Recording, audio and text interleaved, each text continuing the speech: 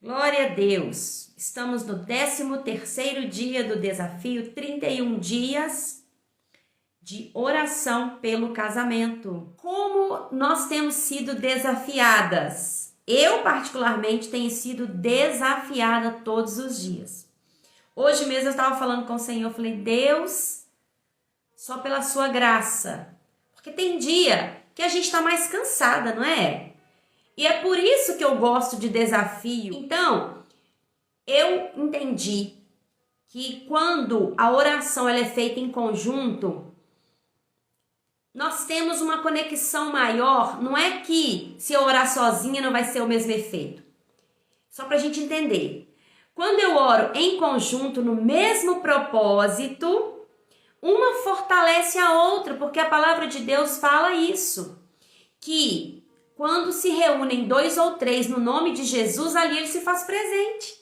E Jesus está presente aqui na minha casa, aí na sua casa, porque a internet está fazendo essa conexão. Você crê nisso? Eu creio. Eu creio que o Espírito Santo, ele nos conectou para esse propósito. Tem dias que a gente está mais cansada e tem dias que nós vamos falar assim, hoje eu não vou fazer não, amanhã eu faço. Eu sei que tem pessoas que são mais constantes, mas já aconteceu de eu estar fazendo um propósito, só eu e Deus ali. Naquele dia eu falo assim, Senhor, já estou tão cansada, sei que o Senhor me entende, amém. Quem nunca? Eu reconheço. Mas quando nós assumimos um compromisso com o Senhor em primeiro lugar e depois com outras pessoas, assim, hoje eu tô muito cansada, hoje eu tô assim, mas eu vou porque fulano tá contando comigo.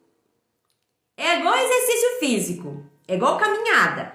Se você começa a fazer caminhada sozinha, um dia ou outro você vai falar assim, hoje eu não vou não, hoje eu tô muito cansada. Mas se você começa a fazer com alguém, você fala assim, tô cansada, mas eu vou porque o fulano tá me esperando, o fulano tá contando comigo. Então, eu estou contando com você, você também pode contar comigo e juntas nós vamos orar os 31 dias pelo nosso casamento. Amém?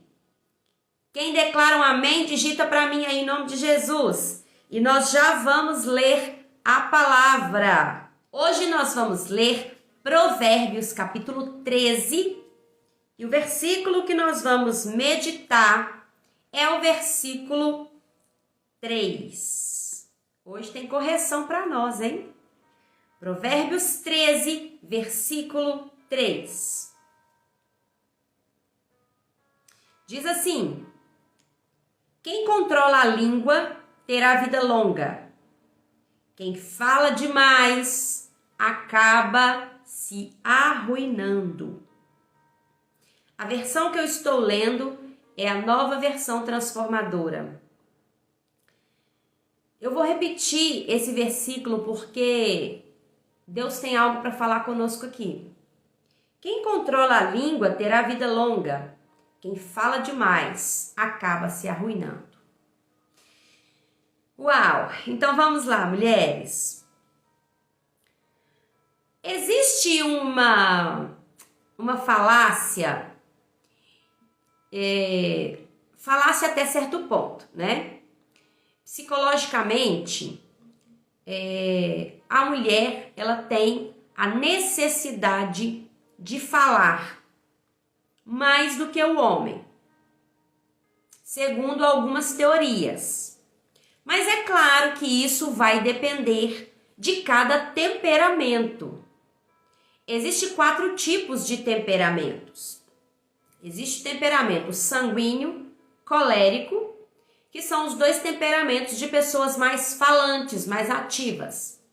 E o temperamento dos melancólicos e fleumáticos, que são de pessoas mais reservadas, mais tranquilas. São várias as características e essa live não é para falar de temperamento, mas falando aqui da questão de que a mulher ela tem a necessidade de falar mais, vai depender muito aí de cada temperamento. Eu conheço homem também que fala muito, né? Mas vamos lá. E com essa conversa de que a mulher, ela tem mais necessidade de falar, muitas mulheres acabam realmente falando demais, falando inclusive o que não deveria. Eu gosto muito de Eclesiastes 3. Eu amo essa passagem.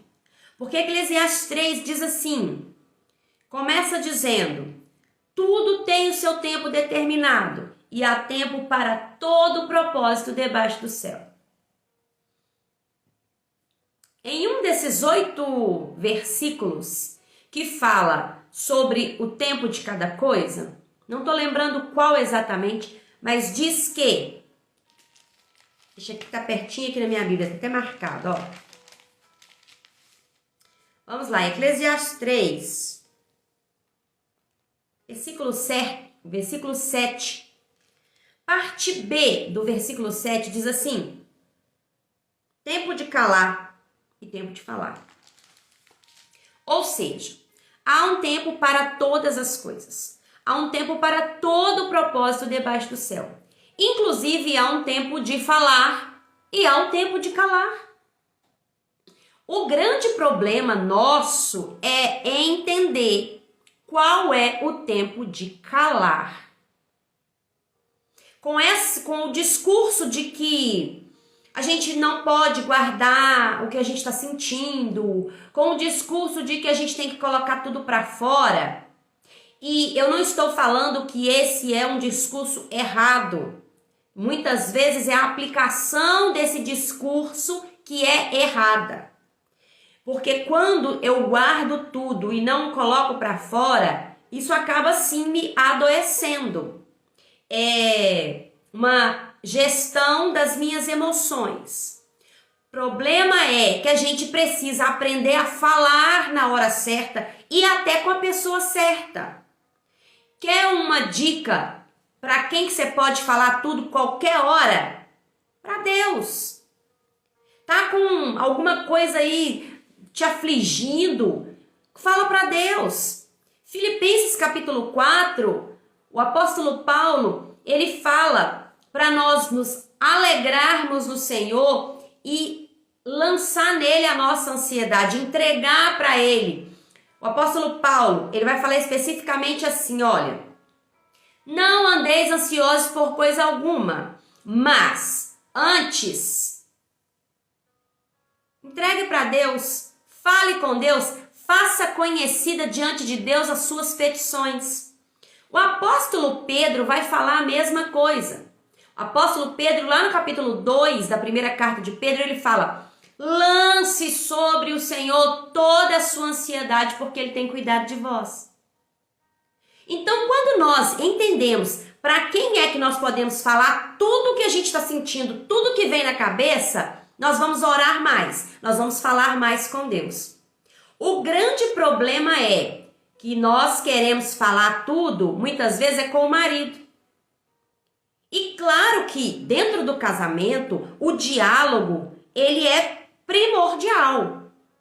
Porém, quando nós só queremos falar e falar tudo que vem na boca, e falar tudo que a gente está sentindo, falar tudo que a gente está pensando, isso gera conflitos dentro do casamento. E aí o texto que nós lemos fala, quem controla a língua terá a vida longa. Quem fala demais acaba se arruinando. Quantas vezes o que a gente está falando é uma coisa séria, uma coisa válida, uma coisa necessária. O problema é a hora que está sendo falado que não está na hora certa. E aquilo que deveria ser uma conversa, um diálogo, acaba se tornando uma briga, uma discussão. Porque não foi falado com sabedoria. E uma das coisas que uma mulher virtuosa deve saber, deve ter, é sabedoria para falar. Gente, desde o capítulo 1 que nós lemos, todos os capítulos que nós lemos, se você prestar atenção, todos eles falam de buscar sabedoria. Todos. Então, nós precisamos buscar pela sabedoria como buscamos pela prata, pelo ouro, pelas riquezas. Pedir a Deus sabedoria para tudo. Então, quem controla a língua terá vida longa. Quem controla a língua tem um casamento duradouro. Quem controla a sua língua tem uma vida abençoada. Quem controla a sua língua vive bem, vive melhor. Quantas vezes nós já nos arrependemos por algo que falamos? Fala para mim, quantas vezes? Quantas vezes você já se arrependeu de ter falado algo falando, pelo amor de Deus, para que eu fui falar isso? Então, quem tem um temperamento aí sanguíneo ou colérico, que são pessoas mais falantes, meu temperamento é sanguíneo, quantas vezes eu falo, meu Deus do céu, por que eu não fiquei calada? E isso não só no casamento, às vezes numa roda de conversa, às vezes numa visita, num encontro com amigos, com parentes. Às vezes a gente começa a falar e não para mais, quer monopolizar a conversa. E isso é algo que a gente precisa corrigir. Então, precisamos buscar sabedoria, clamar por ela o tempo todo. Sabedoria para aprender a controlar a língua. O apóstolo Tiago, no capítulo 3, ele diz assim, que a língua é um pequeno membro do corpo que pode lançar a alma no inferno. A língua é como o pequeno leme de um navio que controla todo o curso da viagem. Um pequeno leme que, conforme ele é girado ali, ele pode jogar o navio, um iceberg, numa rota que não deveria ir. Assim como o volante de um carro, gente, a direção de um carro. Olha o tamanho de um carro. Vamos trazer para uma realidade mais perto de nós, né? Assim como o volante de um carro. Olha o tamanho do carro, olha o tamanho do volante. Proporcional ao tamanho do carro, o volante é bem pequeno. Mas basta quem está ali na direção girar para o lado errado e o desastre pode acontecer em segundos. Assim também é a nossa língua. Nós precisamos controlar a nossa língua, porque aquele que controla a sua língua, ele tem vida longa. Mas aquele que fala demais acaba se arruinando. Quanta conversa fiada você poderia ter evitado se você tivesse controlado a sua língua? Quanta fofoca nós poderíamos ter evitado se tivéssemos controlado a nossa língua?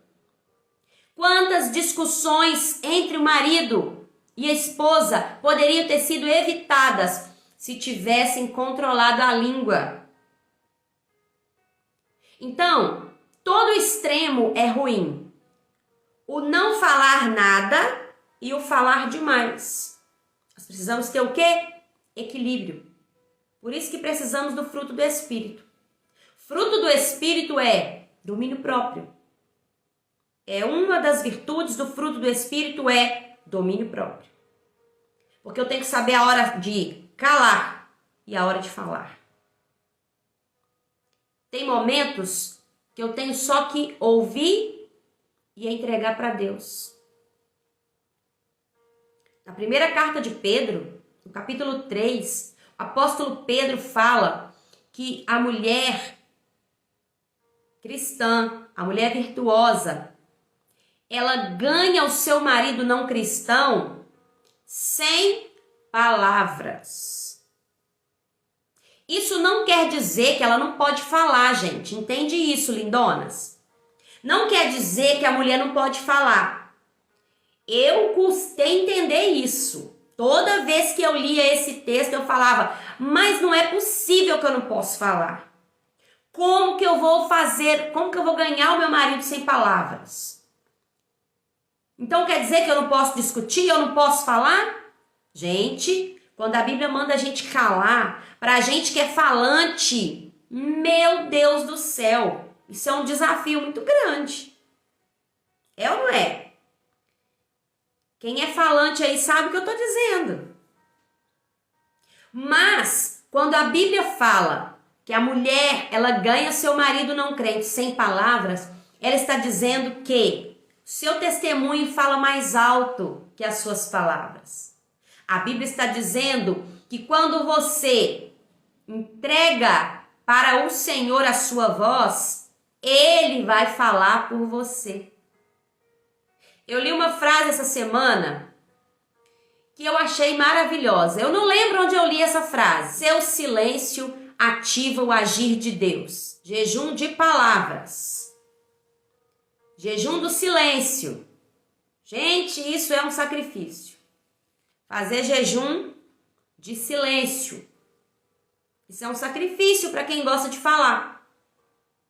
Mas o texto de Provérbios 13:3 diz: quem controla a sua língua terá a vida longa. Quem fala demais acaba se arruinando. Gente, o falar demais arruina a vida da pessoa. Não só no casamento. Quantas pessoas perderam amizades por causa de falar demais? Quantas pessoas destruíram a vida dos outros por causa de uma conversa fiada? Por causa de falar demais? Quantos comentários desnecessários são feitos nas festas? Uma pessoa vê uma roupa de alguém que não gostou, comenta com a outra. Mulher gosta muito disso, né, gente? Mulher tem essa mania. As mulheres que não foram libertas. Vê e já comenta com a outra e acaba chegando naquela que foi criticada.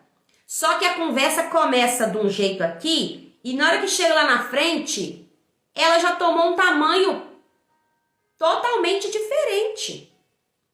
É igual, vocês lembram daquele joguinho que tinha no celular? O joguinho de uma cobrinha? Nem sei se tem esse joguinho mais. Eu sei que foi um dos primeiros joguinhos que tinha no celular, que era uma cobrinha, que a gente ia comandando ela e ela ia comendo ali uns quadradinhos, e quanto mais ela comia os quadradinhos, ela ia crescendo e crescendo. Assim também é a conversa fiada. Aqui em Minas a gente fala assim, né? Assim também é a conversa, é o comentário desnecessário. Você faz um comentário aqui, chega no outro de um jeito e vai.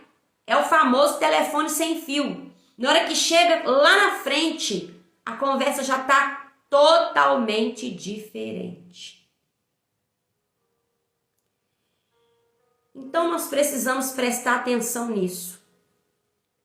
Quer ter um casamento abençoado, um casamento duradouro? Controla sua língua. Em nome de Jesus, controla sua língua. Quem fala demais acaba se arruinando. Tem mulher que fala o que sabe e o que não sabe.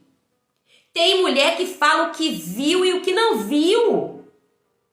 Tem mulher que acusa o marido de coisas que o marido não fez, de que ele não está fazendo. Mas ela fala, ela tem tanta certeza. Porque olha, o inimigo, quando o inimigo está usando a boca de uma mulher, meu Deus do céu, é pior do que uma espada. Nós precisamos tomar cuidado com isso.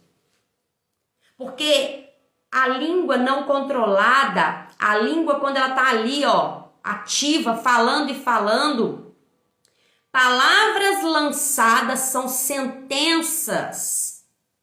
A pastora Valnice Milhomens, ela tem uma frase que eu peguei para mim. Ela diz assim: não verbalize aquilo que você não quer que se manifeste. Vou repetir.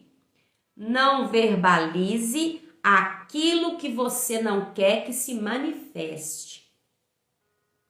Então, quando você fala pro seu marido assim, você é um adúltero, você está sentenciando ele. E talvez ele esteja na prática do adultério.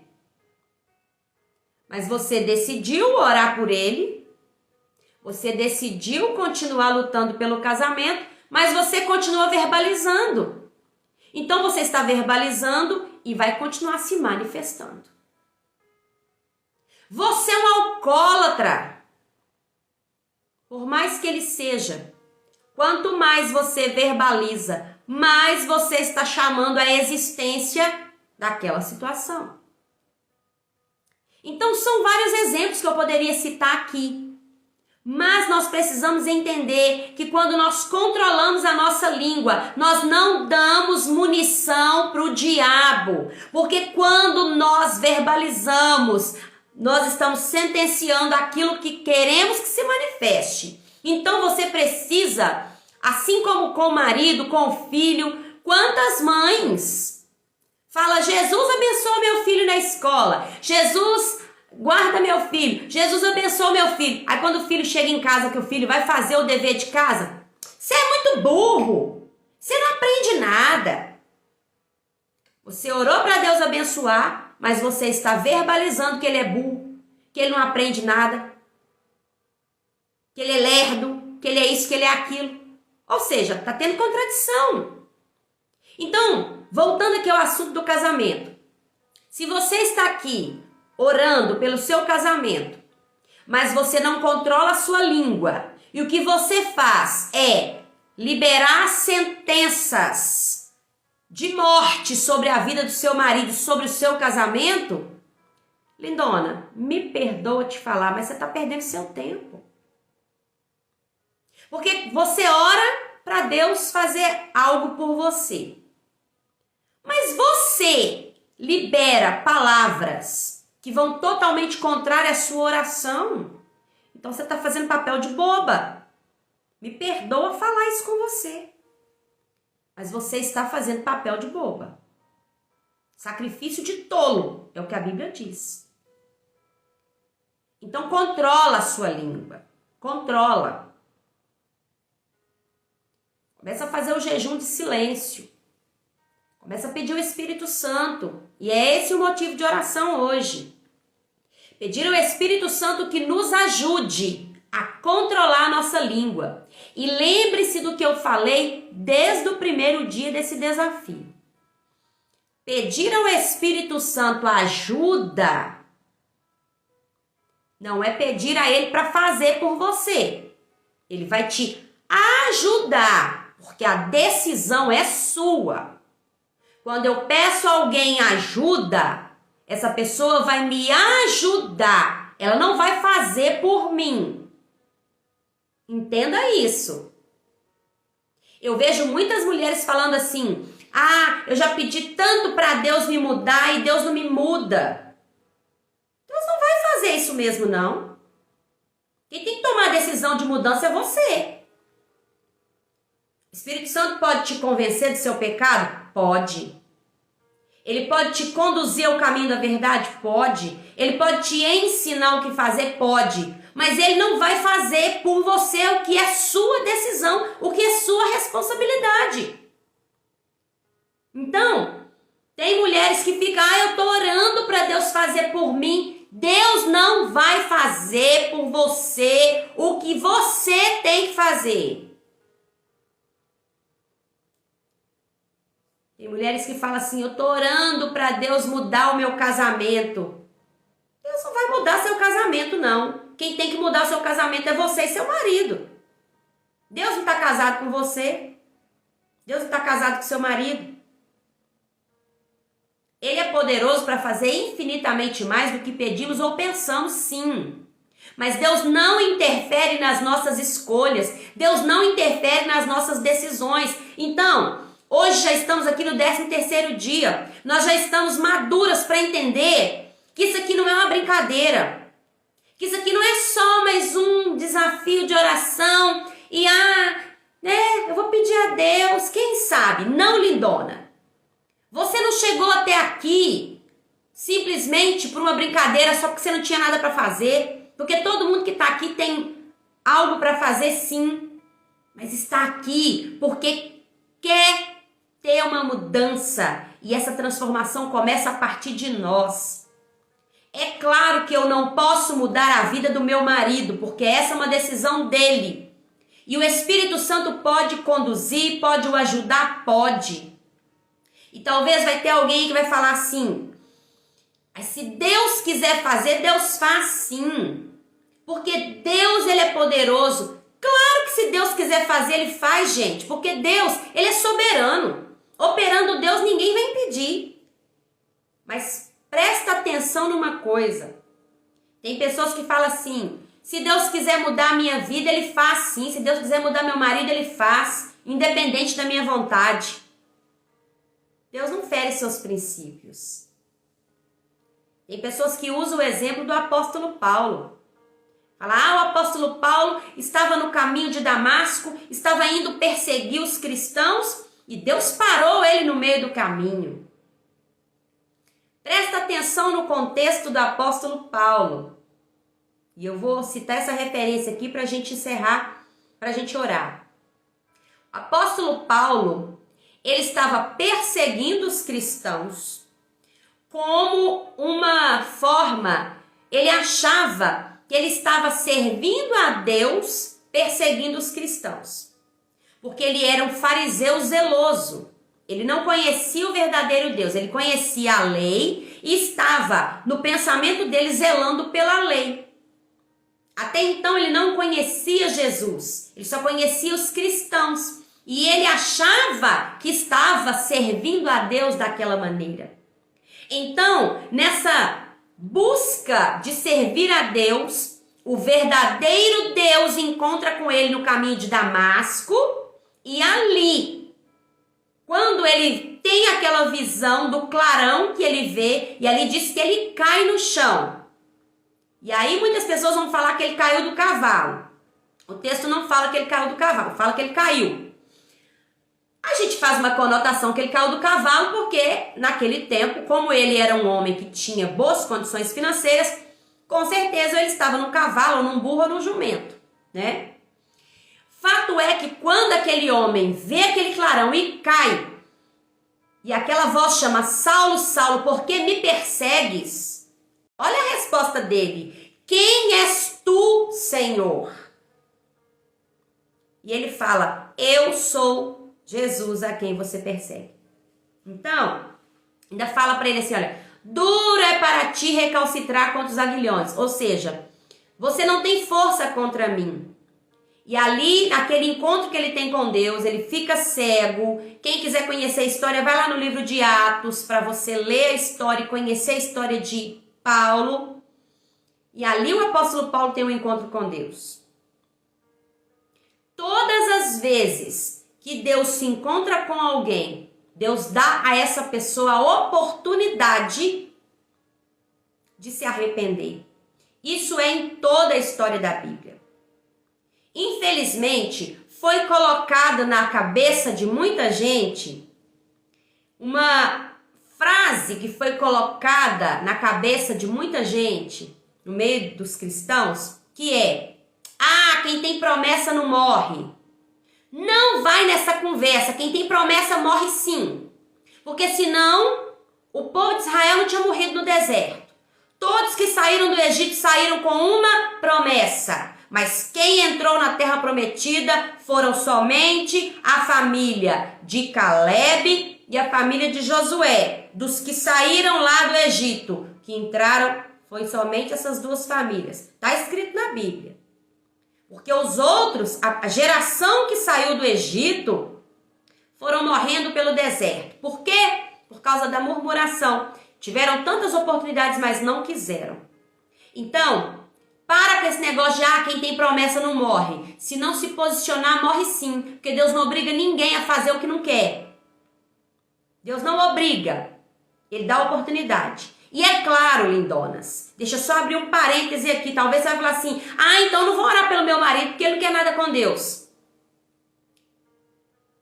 Olha, na maioria das vezes que Deus se revelou para pessoas na história da Bíblia e na história também da igreja, uma boa parte dessas pessoas se quebrantaram diante de Deus. Uma boa parte. Então, que a sua oração pelo seu marido, pela salvação do seu marido seja, Senhor, revele-se ao meu marido. Eu oro assim, pelo meu marido, pelos meus filhos, pelas pessoas que eu busco a salvação. Senhor, revele-se a essa pessoa. como o Senhor se revelou a Jacó, como o Senhor se revelou a Paulo, como o Senhor se revelou a Pedro, como o Senhor se revelou a tantos, revele-se a eles. Olha só, Jesus se revelou a 12 discípulos. Só um que desperdiçou a oportunidade, que foi Judas. Mas os demais se renderam. Então, muitas vezes, o Senhor quer se revelar ao seu marido através da sua vida, pelo seu testemunho, mas você não cala a boca. Você ora pelo marido, mas profetiza e sentencia morte na vida dele. Você ora para que haja vida no seu casamento, mas com a sua boca você libera palavras de morte. Então, em nome de Jesus, fecha a boca. Fecha a boca, controla a língua. Fala, Espírito Santo, me dá sabedoria para falar na hora certa, porque eu preciso. Amém? Vamos orar então?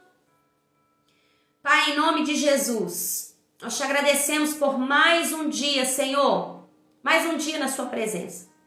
Te agradecemos pela oportunidade e o privilégio de estar aqui mais um dia. O 13º dia do desafio, 31 dias de oração pelo casamento. Ah, Pai, como é bom saber que o Senhor nos ouve. Como é bom saber que nós temos um Pai, nós temos um Deus que é fiel, que é bom, que é verdadeiro. Deus, eu te louvo por cada mulher que está firme nesse propósito, nesse desafio.